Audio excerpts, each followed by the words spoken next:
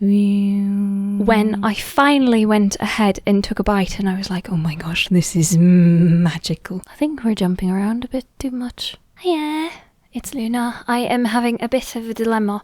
Also, a wise man once said, all art is quite useless. But maybe we can get to there at a different point. Now I have Audacity running over there on my monitor. But here's the issue. Do you see this cord? My mic cord is very, very short. Okay, so the other thing is I sort of wanted to do a... Oh my goodness. I have to be very aware of the fact that I have that propped up against the wall. Anywho, I wanted to do a bit of a show and tell, an outfit of the day. I am a bit strawberry themed today. I've got strawberry shortcake, I've got strawberry socks on, I've got strawberries in my hair, on my headdress, which I got from an artist who crocheted the strawberries. But another thing is, I could just do this over again because it's problematic that the mic is too short, or I could go like this. Alright, here's the plan. I'm going to take you over here, and then I'm going to prop you up right there, and then we're going to scoot back a bit, but not all of the bits. Okay, just this amount of bits. Now I was thinking, I've always wanted to read the entirety of the Picture of Dorian Gray aloud. I don't know if you've ever read it, or if you've been here in me mentioning, but it is my favourite novel of all time, closely followed by Alice's Adventures in Wonderland. But the beginning prologue, maybe we could just do a little bit of a preview, and by prologue I should correct myself because, alas, it is the preface, not the prologue. But maybe, just maybe, if you would like to be entertained momentarily by the words of one dear Oscar Wilde. Also, okay, so when was it? Some time ago, that's actually a whole different story. I decided to finally purchase a copy, because I had a copy in high school of The Picture of Dorian Gray, and then something happened to it along the way, and what happened to it I couldn't tell you because, I just don't know. Anyway, so I could pinpoint the day, but I'm not going to right now. I was in Barnes & Noble. Does anyone remember Borders? Oh, the days of Borders. Okay, back in 2008. Do you remember the thing? I think it was just called The Freeze. It originally started, it was a YouTube video, and I think it was in Grand Central Station in New York City. And it ended up being this trend thing before Instagram and TikTok and the like. But I remember participating in one in Borders, and I think they weren't super happy about it, and I was always very nervous about breaking rules and things, so I think I ended up stopping midway. Anyway, I should try to recall that story better sometime, because there's so many details I haven't even thought about until like just this moment. Anywho, but rest in peace, Borders. I used to save up all of my money just so I could buy physical copies of manga at Borders. There was something, I didn't like reading it on screens. I've never been a fan of reading on screens in general. Okay, that's a whole different thing. But, anywho, the preface. The artist is the creator of beautiful things. To reveal art and conceal the artist is art's aim. The critic is he who can translate into another manner or new material his impression of beautiful things. The highest as the lowest form of criticism is a mode of autobiography. Those who find ugly meanings in beautiful things are corrupt without being charming. This is a fault. Those who find beautiful meanings in beautiful things are the cultivated. For these there is hope. They are the elect to whom beautiful things mean only beauty. There is no such thing as a moral or an immoral book. Books are well written or badly written, that is all. The 19th century dislike of realism is the rage of Caliban seeing his own face in a glass. The 19th century dislike of romanticism is the rage of Caliban not seeing his own face in a glass. The moral life of man forms part of the subject matter of the artist, but the morality of art consists in the perfect use of an imperfect medium. No artist desires to prove anything. Even things that are true can be proved. No artist has ethical sympathies. An ethical sympathy in an artist is an unpardonable mannerism of style. No artist is ever morbid. The artist can express everything. Thought and language are to the artist instruments of an art. Vice and virtue are to the artist materials for an art. From the point of view of form, the type of all the arts is the art of the musician. From the point of view of feeling, the actor's craft is the type. All art is at once surface and symbol. Those who go beneath the surface do so at their peril. Those who read the symbol do so at their peril. It is the spectator, not life, that art really mirrors. Diversity of opinion about a work of art shows that the work is new, complex and vital. When critics disagree, the artist is in accord with himself. We can forgive a man for making a useful thing as long as he does not admire it. The only excuse for making a useless thing is that one admires it intensely. All art is quite useless. Oscar Wilde. Anyway, I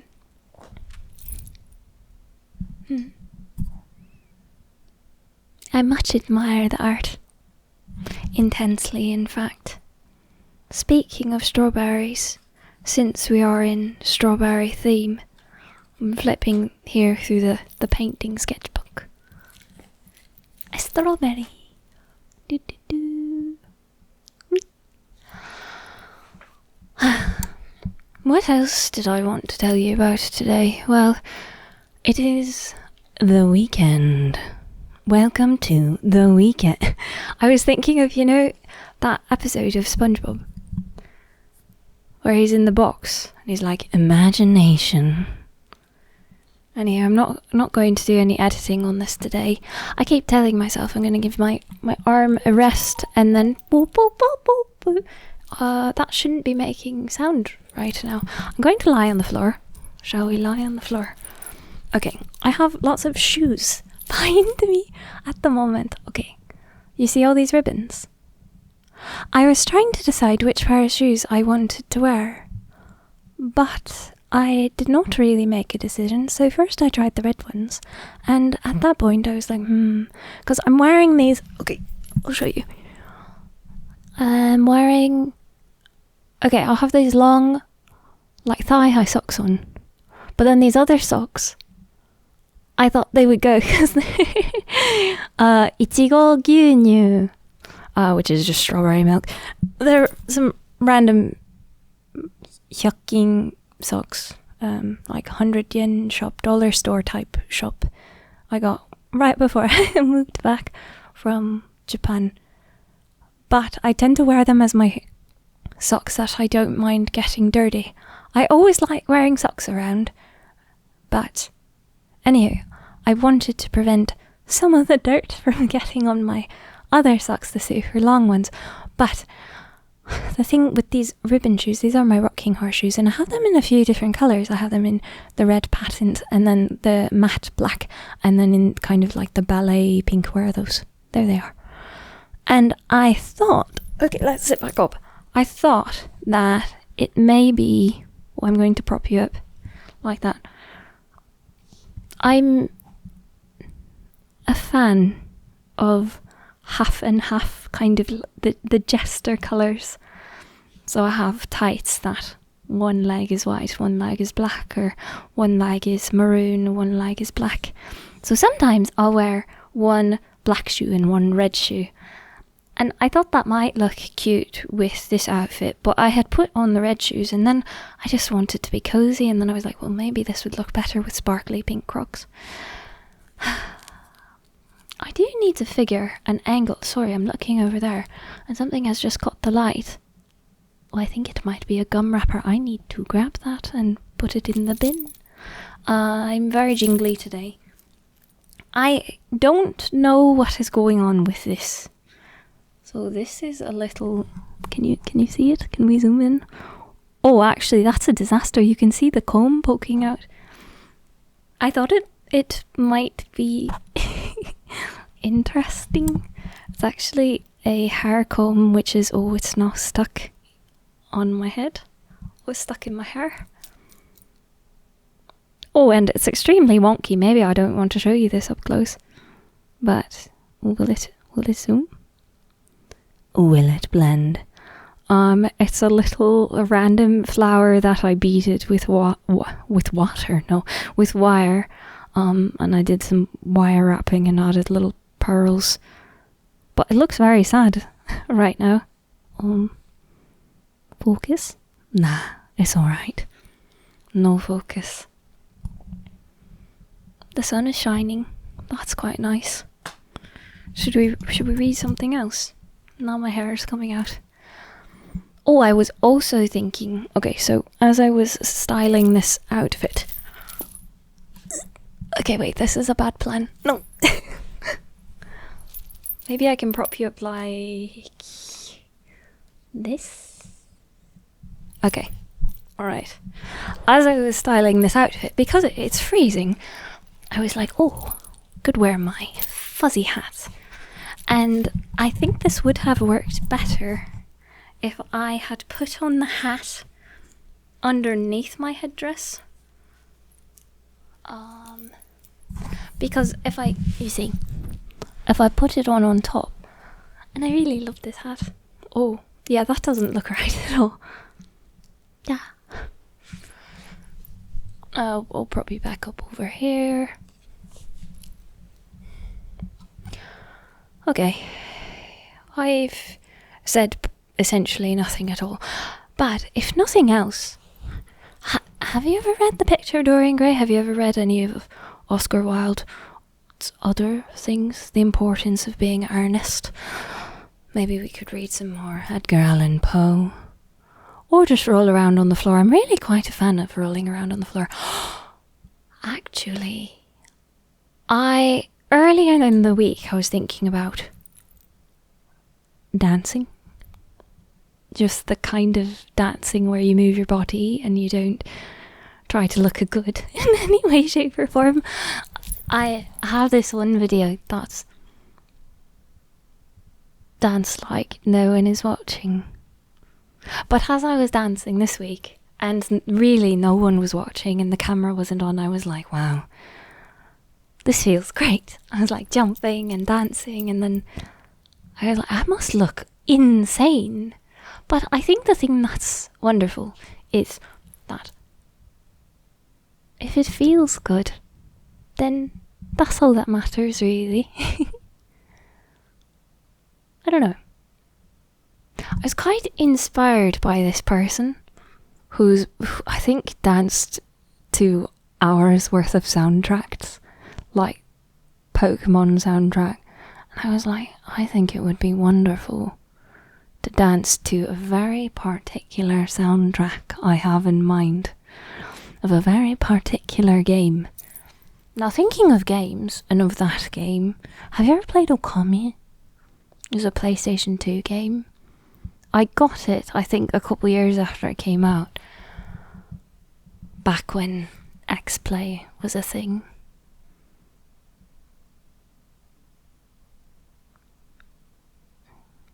I think we're jumping around a bit too much. I'm trying to think of what I want to have for dinner tonight. I'm also trying to think if I want to maybe imbibe a Red Bull margarita of sorts today, or maybe this weekend. Have you ever had a Red Bull margarita? Of course, if you're of age. I think they're quite good. The very first time I tried Red Bull, I thought it was atrocious. But it's quite delicious. I can't have that much caffeine though.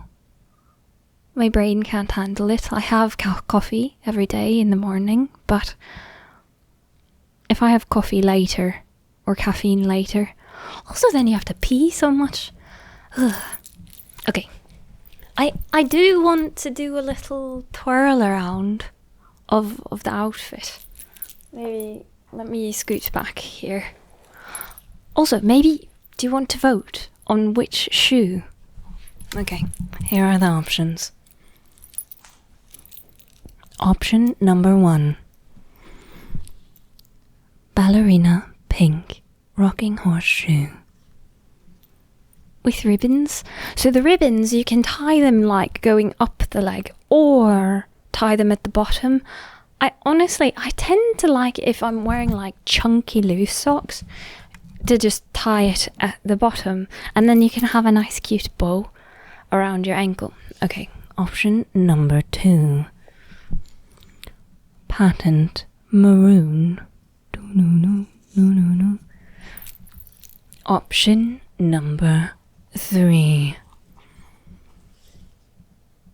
Black. These are like matte black.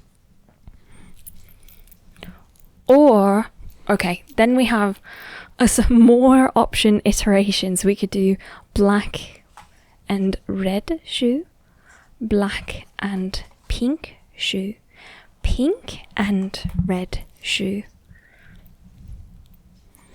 I don't know, I'll think about it. I kind of want some ice cream now. Have you ever had, it's so sad. I think that, so growing up, Haagen-Dazs is like it was such a special treat. But it was my favourite ice cream. And I loved coffee, Haagen-Dazs ice cream, even though growing up I didn't like coffee. But then eventually, so I used to hate raspberries. I thought they were disgusting, atrocious, awful. I was quite picky when I was young, which is a bummer because raspberries are delicious. They're so good. Anywho, so there is a flavour of Haagen-Dazs called white chocolate raspberry truffle, and I always tend to sit with my knees like this, and then I get up and I'm like, well, now I can't feel my legs. But there's this flavour called white chocolate raspberry truffle. And when I tried it, I don't know, I think I was probably 15 or 16 when I finally went ahead and took a bite, and I was like, oh my gosh, this is magical, mystical. So it's a white chocolate ice cream, and then it has raspberry swirls, and then it has like fudge truffle chunks in it. And it was incredible, amazing. And I think that Haagen-Dazs is going down the big, sad ice cream route, where it's still tasty, but you know how, have you noticed how ice cream has become a lot more airy? They're putting other things in it. But yeah, it's less dense, less That definitely happened with their ice cream bars, which is so sad because they used to be incredible. Oh, also, the best I wish I were in Sweden right now so I could show it to you. Maybe we'll have to just open a portal. Or maybe I don't feel like editing this. I want it to go up right away, but maybe I can make a portal and open it to Sweden. Where should we put it? Here? Okay, anyhow, if I could just stick my hand into Sweden, maybe hop into an ICA or a Coop. I don't know. I think I was always saying Coop, and then a friend of mine was they were just all laughing at me because I pronounced it wrong. Or maybe a hemköp. If you're from Sweden, feel free to chronoct. Welcome to chronocting. Feel free to correct my pronunciation of anything, really. But in the States, there are no good, like, okay, so in Sweden, every shop has the ice cream freezer. But specifically, the ice cream freezer with the individual ice cream bars that cost 1 million krona. I mean, it's more like 3 million or 4 million. It's not that many, but it's a lot. It's very expensive for just one ice cream. Oh, how much time do I have left? Okay, anywho. But they're so good. I became so addicted to this one particular flavour, but I'll have to tell you about the flavour later.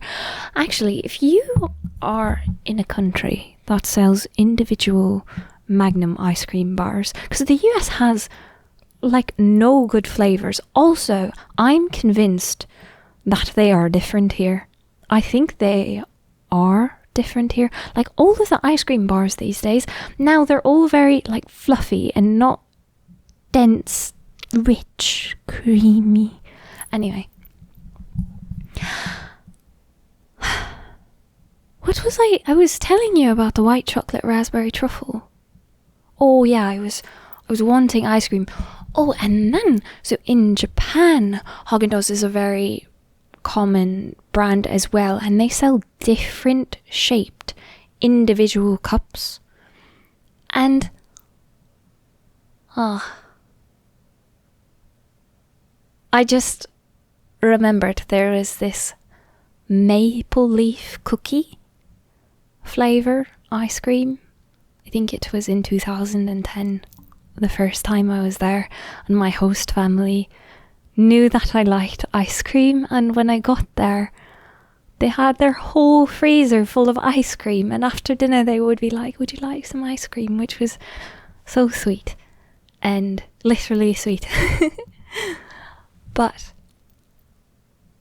yeah, that flavour was super good, and we don't have that here. I think also in Sweden, at least, if I'm remembering correctly, was it Haagen-Dazs or maybe it was Ben & Jerry's? They had a speculoos flavoured, you know, like Biscoff cookies or Biscoff biscuits. They had that flavoured ice cream. Trader Joe's had a speculoos cookie ice cream, but there was something a bit off about it.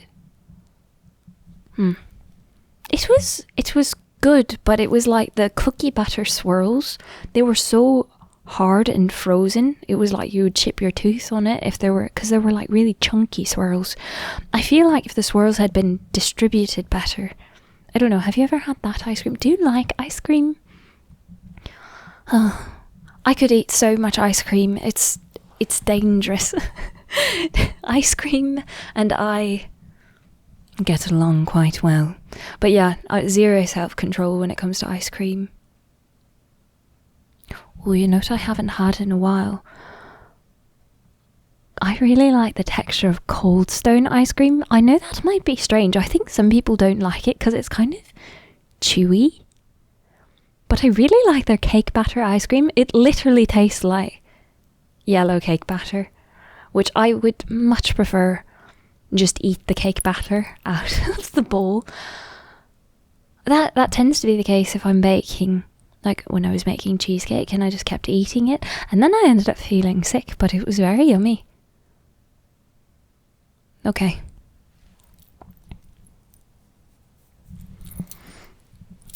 Goodbye.